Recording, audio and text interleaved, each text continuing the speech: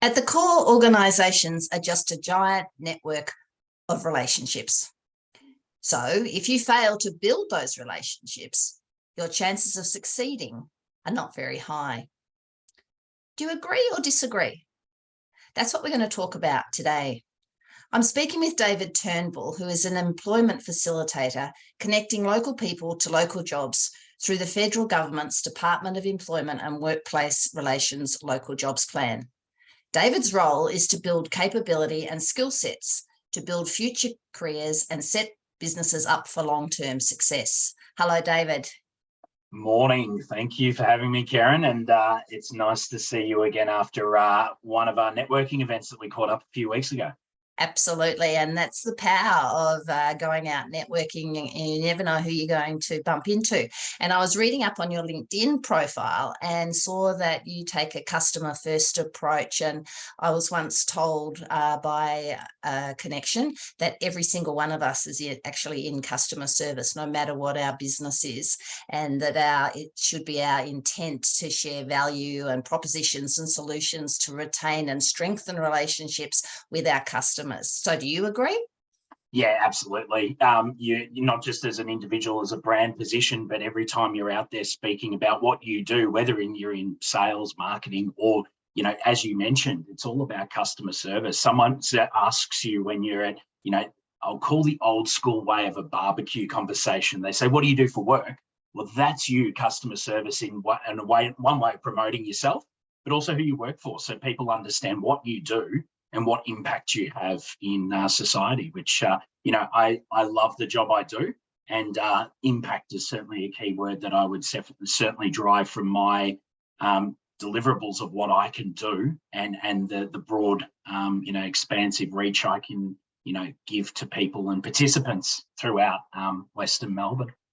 And that was you did a good pitch at the networking event we were at, because you talked about impact, and I believe that every one of us can make a difference. And when you were talking about vulnerable people and the Department of Employment and Workplace, I went straight over to you, as you know, at the end, because I thought, I need to have a conversation with you and understand this a bit more. We work with a few organisations, Fitted for Work being one of them, to help people to gain employment and to try and help them through the process and all that's involved. So how did you get involved in your role?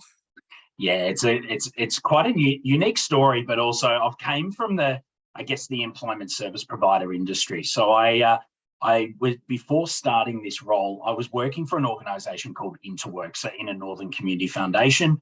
And I was on a business trip in Tasmania, and my line manager was down there with me, and we had a conversation after hearing about this role came up, and my boss certainly endorsed me based on my skills. I've come from, a BD background, done supermarket operations, very much a customer-centered approach. This role came available, and I remember coming back from Tasmania, and I got called into his office, like, oh God, what have I done wrong? Have I not done something? Or the fear of thinking, oh, hang on, I'm about to get wrapped over the knuckles for doing something wrong. And then it's like, actually, there's a role that's coming up on behalf of the government, and your personality, the way you engage with people, you would be perfect for that role. So after a couple of conversations with some stakeholders I was asked to reach out to, and then having a conversation with the department, it turned around really quickly. I'll say 72 hours. It might have been a little bit longer, but it felt like a whirlwind of about 3 days. When I was at Interwork, I was very much within their shared service team, which they support thousands of apprentices and training and support mechanisms right across the country with their suite of services. But what I was doing at that time was collaborating the group with utilising technology, like introducing a CRM. So I had my mindset of, rolling out technology across the group so that the group could then benefit from collaborating and talking together. We got, within the group, there's RTOs and GTOs and ASINs, and they wanted to talk and collaborate together with the same customer base. So we were working on all this project, and all of a sudden, oh, by the way, there's a job available. And I'm like, oh, am I getting pushed out the door, or what's going on here? I'm not too sure. It was a unique situation, but at the same time, I'm so glad I took that step, because I can see what my line manager saw in me. And I think anyone that works in any organization and industry, to know that your line manager is looking out for you, as much as it's all self-driven as well, you have to have that self-drive, but knowing that your line manager is identifying skill sets and capability and going, you know what, you should go for this role. And I don't look back. I love it and really appreciate the opportunity I've been given. And that's, and that's a result of you building relationships with your line manager too, so that they bother to look out for you and understand how you tick. And, I'm very much that internal networks are equally as important as our external networks to help us achieve the goals and the life that we want. So absolutely.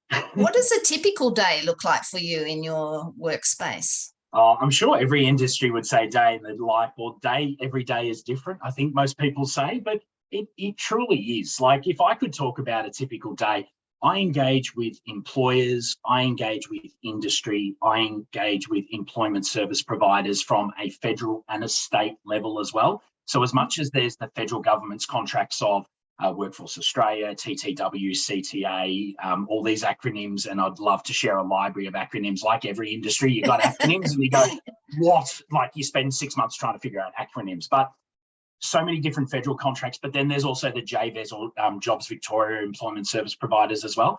I work with them as well, but I also work with community organisations, because my role is a vast role of connecting people. I'm not a recruiter. What I do, though, is hear that people in the community are looking for a particular job, but then hear from an employer that they're looking for people. How do we make that connection? Because not everyone knows about our services.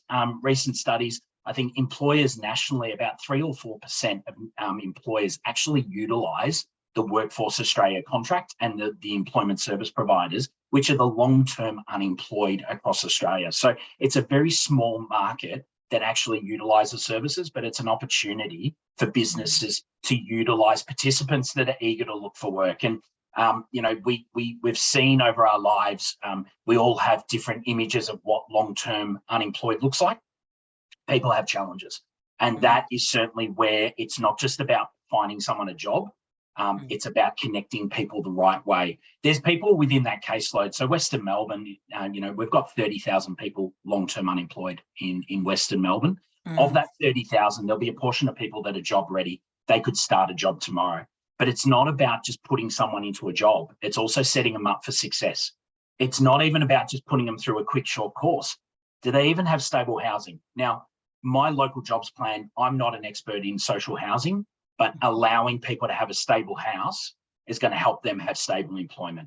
So then it's connecting with those services within Western Melbourne to ensure that the individual has the opportunity to thrive, not just, let's place them into a job, real quick turnaround, and then quickly within 3 months, they're back on the caseload or coming back to the employment service provider, because we got them a job to get them a quick bit of money here and there, but it didn't actually give them stability. And if we don't break down those barriers, that's the big piece that I focus on about, well, how do we help someone that they don't end up being on the caseload again? And, it's not just about reducing caseload, it's helping individuals, more people thriving in community. It's better off for local government, local activity, and certainly from a community perspective, everyone thrives and shines. Absolutely. And it resonates with me so much. As I said, my husband's a mentor with Fitted for Work, and he's worked with a number of mentees who've perhaps been seeking jobs for a long time and have a long name, but have, great qualifications. And not only do they help with resumes and whatever, but they are then a sounding board after someone has got a job as to how to keep that job. And so I totally get that getting a job is just one step. Fitting in and understanding the requirements from your employer and how to weave your way through is such another journey. Yeah, and the conversation changes every day. So when I have a chat with an employer, they may be saying or asking for advice about labour market trends at the moment, or more importantly, do I need to look at my rosters if it's applicable to actually suit the availability of staff? So we're in a candidate market at the moment. So candidates are making that call on what's available. They can pick and choose employers. They can pick and choose their pay rate, so to speak, not within the business itself, but at the same time, if they see company A and company B next door to each other and they can see a significant difference in pay, that's the power of the candidate market at the moment. But one conversation I have with employers is very much about what's that structure look like around rosters or flexibility. Can you have a job share role so that you can put on 2 part-timers instead of 1 full-timer, but you're getting that productivity? I then speak to community organisations or employment service providers with participants being the job seeker or a student to talk about, what do you want to see in your career? What have you got aspirations of what you want to do in your role or your career ability? Do you want to learn a particular skill? And then take that away, that when I meet up with a TAFE or an RTO or an employer, I can go, well, I've come from a community organisation discussion before, and how can we then make that connection and go, you're looking for people, they are looking for employers. How do we make that happen? So when you're out visiting businesses, are you talking to the managers or the HR department or the people who run the floor in a manufacturing? Who are you connecting and building relationships with? Yeah, I think even if you look at a typical sort of sales environment, you've got multiple stakeholders within one business. It's not truly one key stakeholder. From a micro small business, you could be talking to a mum and dad investor that purely put their dollars into their business, and they're very much, if we're not making money, our family is going backwards in a financial position. But then you can go to a large multinational or large Australian company that I'm having multiple conversations, whether it's a warehouse manager, as you said, production manager, HR managers, could be managing directors, CEOs as well. But it's really crucial that you have multiple stakeholders within an organisation, because the conversation I have with a CEO would be looking at 5-year strategic planning and understanding what their 5 years looks like from a strategic plan piece and how I can add value to that. But then from a day-to-day piece, for a warehouse manager, if we use warehousing industry as an example, that day-to-day of having reliable staff or, educating them around the challenges. Someone didn't turn up to work today. Well, are you aware? If you're not aware, you drove to work this morning, but public transport in Western Melbourne is not the easiest thing to get to a warehouse. So when you're looking at people that are vulnerable trying to find a job or start in a job that don't have access to a car, maybe not even have a driver's license, it's really hard for them to get to work. So that becomes a barrier for people to be able to hit work. But the conversation I have with a warehouse manager would be more about that aspect compared to that high-level strategic piece with maybe an MD or a CEO. But the conversation's similar in a way. The barriers are still a topic, but then what are we looking, can we have a conversation with the employer to go, to increase your productivity, to have reliable staff that stay long-term? Is there investment from the business that can incorporate services or products that can actually help your staff come to work? Like any employer of choice, they look at ways of how they can attract and maintain great staff. That's a bit of a conversation I have with employers as well, to go, let's change the mindset. Putting a job out on a website, job board, or a Seek of any description at the moment has its benefits in one way. But at the same time, data shows that referrals or applications are down low at the moment. So we've got to look at different ways of finding people, but also connecting into that community level from a localized aspect. Yes.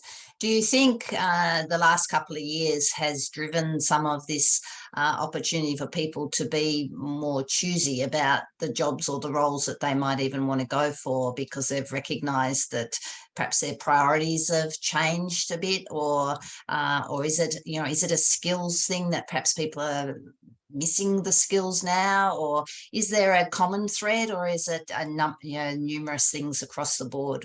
Oh, I think in summary, there's numerous few things. People, you look at airline industry, for example, a lot of people are laid off, and given the circumstances, rightly or wrongly, that was done. At the end of the day, though, those people have then found alternative employment, had a new lease on life and found alternative employment. However, that industry is now screaming back for whether it's people that were working in the industry or attracting new people. The challenges, I guess, with certain industry as well is with seeing what happened over the last few years, it will have those challenges to go, well, if something else happened in the future again, would I become that same person and potentially go through the scenarios that people experienced a couple of years ago. So it certainly has its challenges.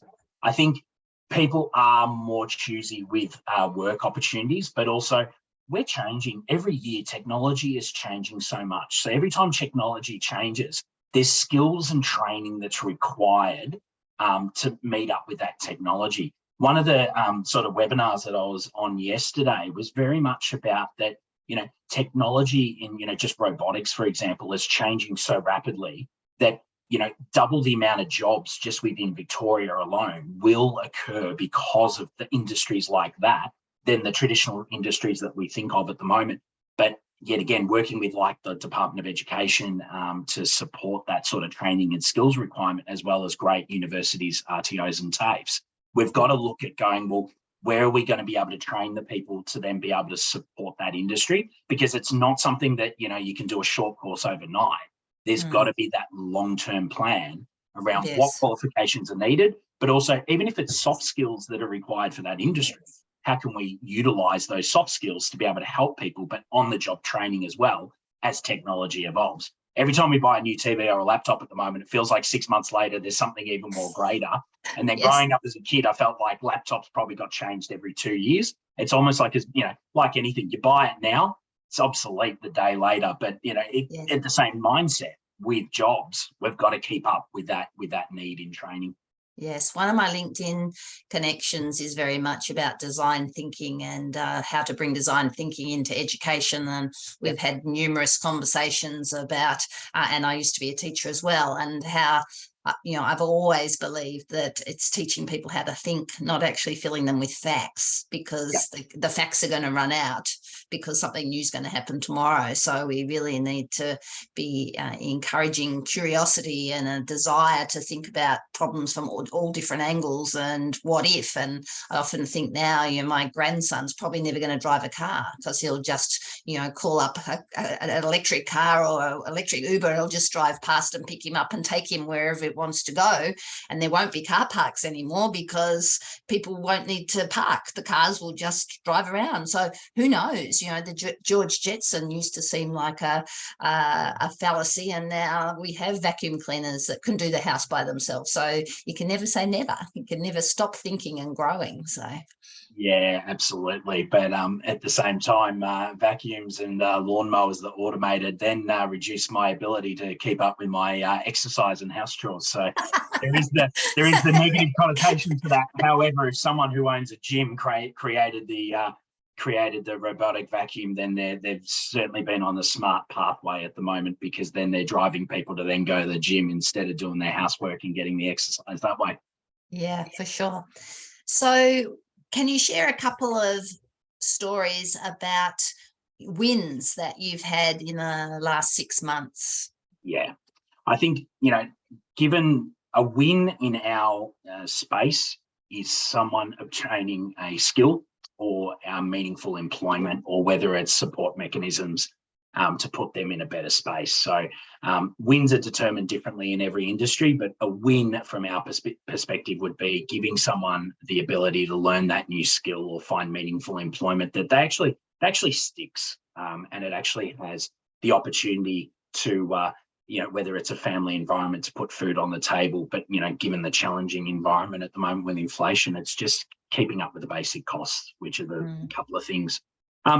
There's probably many stories I could share, but one in particular that we're working on at the moment in Western Melbourne is very much around ex-offender programs.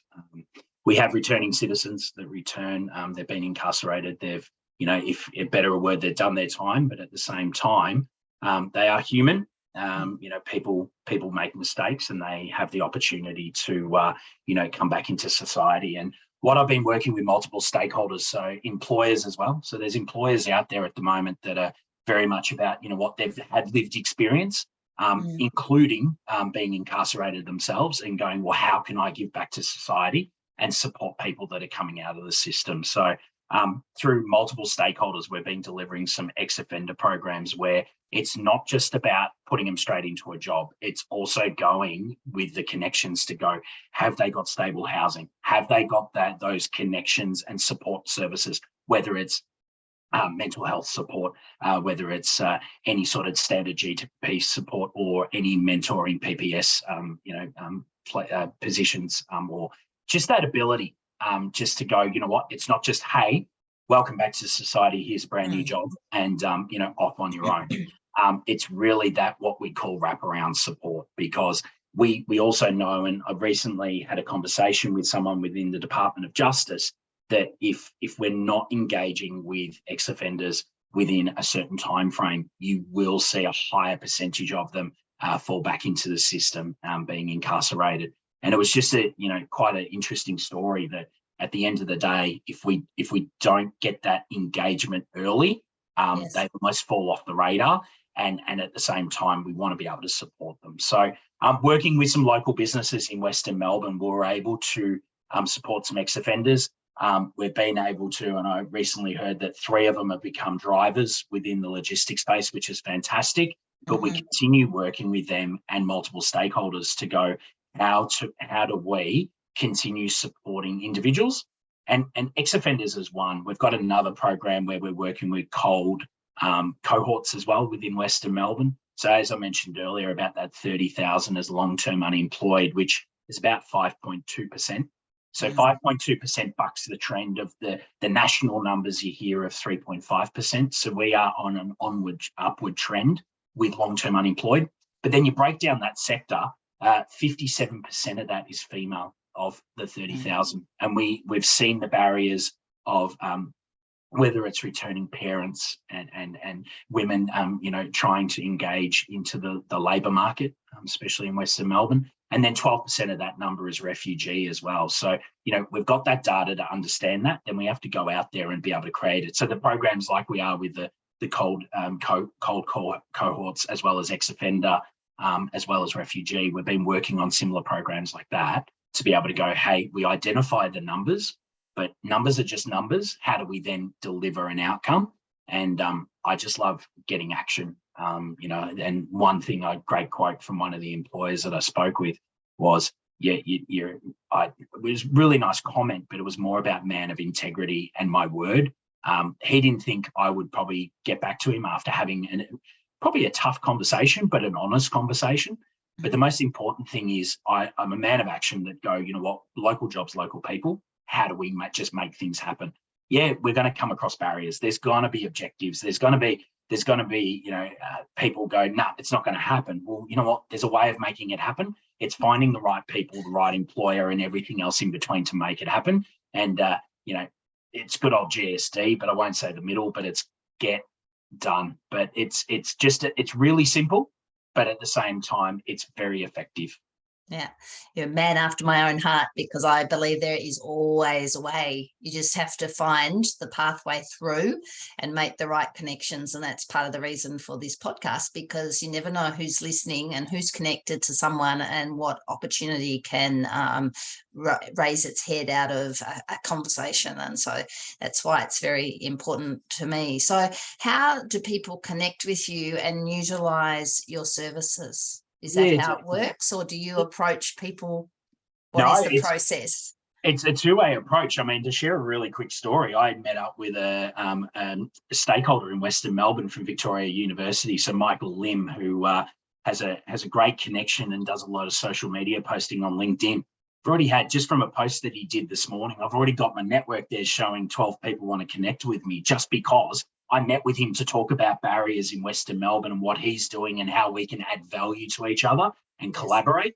But yet again, just the power of just having a discussion, posting online and sharing our stories. Great to see people have obviously seen the post and now reaching out to me from that perspective. Beyond the reach and how I engage with people within my network and employers in Western Melbourne, we do have the Department of Employment and Workplace Relations website, and on that website is the local jobs plan. So the local jobs plan is across all 51 employment regions in Australia as well. So I'm one of 51 employment facilitators across the country. So on the local jobs plan, it's broken down by employment region. For Western Melbourne, I've got my details there. But if you're a business that are in Southeast Queensland, for example, you'd be able to look up that particular employment region and find the employment facilitator from that area as well. And we're always inviting to listen to all different stories. It's not just, even though our title says employment facilitator, we want to hear from community organisations. We want to hear from local governments. We want to hear from industry bodies, and we want to hear from employers. And it's just sharing experiences, but at the same time, understanding the challenges that people are going through at the moment and how we can overcome them. Sometimes when people see employment facility, so you just see businesses and sort of, get vacancies. No, I'm not a recruitment business. I don't focus this just purely on vacancies. That's not my job. With the employment service providers, they look after the participant, who is the long-term unemployed individual. But at the same time, they've got their own teams that they work out and find their relationships with employers to find those vacancies and help fill those positions with people that they support within their sites and organisations. What I look at is my employment region to go, how do we overcome those huge barriers and how do I make connections? If I'm not making connections, I'm not giving people the ability to thrive. And why I say that is because I heard, as an example, I know we talked earlier about the ex-offender program, but how it all came about is I was informed by an employment service provider that they were being allocated a cohort of individuals that when registered or had been identified as an ex-offender that had been incarcerated. But at the same time, a community organisation came out to say they're wanting to run a program, but they're looking for people that need that support and have only just came back into society as a returning citizen. Because I heard those two different stories, I within half an hour or so, I've put those connections together to go, let's meet up. We actually met up with them yesterday as one example. So it's one of the ex-offender programs that we're looking at doing. But at the same time, it's just that power of identifying that there's one cohort looking for something, there's another stakeholder looking for something, and making that connection. And without me making that connection, they probably would have just kept going along thinking, how am I going to find these people? But that's the value I add to the Western Melbourne employment region by going, hey, I'm aware of many, many things that are going on. How do I just make sure that we can all support each other in a collaborative way? It's so valuable. We're having a dinner at the end of November, and the theme is the value of conversation, connection and community. And the speaker is Glenys Reid, who's the managing director of Chatty Cafe. And, I connected with her originally online and we have since met up because I create conversations between a business community and she creates conversations in community. And so once again, I have a lot of alignment and being able to help people to access what they need and to feel supported. I have a big thing about the importance of people feeling that support is out there. And as I say, just need to know where it is. So David, before we finish up, part of the activities that we do at my business events is we play Conversations Count, and I might ask you a question about business, or I might ask you a personal question just to get to know you on a different level. And so what does David Turnbull like to do in his spare time when he's not working? Three things you enjoy. Look, I love my sport. So I'm a passionate Melbourne Football Club member, but also love my basketball as well. So all things sport. But, surprisingly, I can't watch it on TV. It does my head in. I need to see a live game. Otherwise, the TV gets thrown out the window. But I do love participating. My eldest son is 10 years old and just started his first season of basketball this year. So I love getting involved from that community aspect, but also from the fitness piece. I think generally I've always been a kind-hearted individual that I love engaging with people and helping show support across not just community, but within family environment as well. So I'm always someone that loves to share experience, but also definitely a giver. I see happiness in other people's opportunity, but also giving people that opportunity as well. I love to travel. COVID has certainly, I wonder if C word's allowed to say now, I think after 3 years, but planning a few much needed holidays next year. Everyone needs some downtime and certainly scheduling some travel, but love to see the world. And there's so much more of the world that I'd love to see, including our own backyard. But I'm a traveler. If some people are probably something people say is, would you rather buy an expensive car or spend money on travel? I would spend lots of money traveling the world and having lived experience and seeing cultures. And I love food. and I'm going beyond 3, I think here. But That's okay. Food interlinks with travel, because if you love food and love traveling, it's almost like, well, you remember all your great experiences of traveling because of the great food or something that you did there around food, which is always memorable as well. Absolutely. And where's the top of the travel list? Well, much needed. Look, we've got a little trip to Italy next year, which will be nice. The kids both love Singapore, and hopefully get across to New Zealand next year as well. So, yeah, look, I'd probably say as much as we've planned those, I'm eager to get back to the US. But at the moment, yeah, it's those on the cards at the moment. Unfortunately, when you've got 2 kids under 12, they sort of dictate a few things. But at the moment, I think one thing that I'd be more interested at the moment is I'm just looking forward to just a resort where you can sit at a pool and just chillax and not emails, turn the phone off. And, the kids are happy. I might be sitting by the pool with a wife reading a book and probably having a beverage or 2. But at the same time, it's just relaxing. That's the type of holiday I need at the moment, as much as, many different people have many different travel experiences. I've trekked Himalayas, I've done Europe, backpacking, so to speak.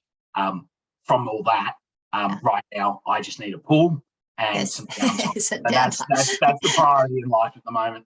Yeah, well, aren't we fortunate to have lots of choices? So I'm sure that the work that you do is all about helping other people make choices in life, and by building the relationships that you're doing and the work that you're working hard to create an impact across our communities. So it's been fantastic speaking with you. I'm sure I could go on and on learning more, because I too am a lover of people and I'm fascinated about the journeys that people have been on. And I find it incredible that some people can be an employment facilitator and someone else can be a mortgage broker and someone else could be building cars, and we just live in this kaleidoscope and we have so much we can learn from each other. So it's been fabulous speaking with you today.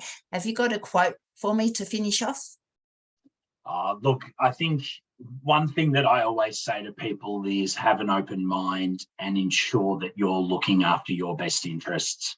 I say that because most of the time, what I see day to day is we feel like that we're always looking for the needs of business.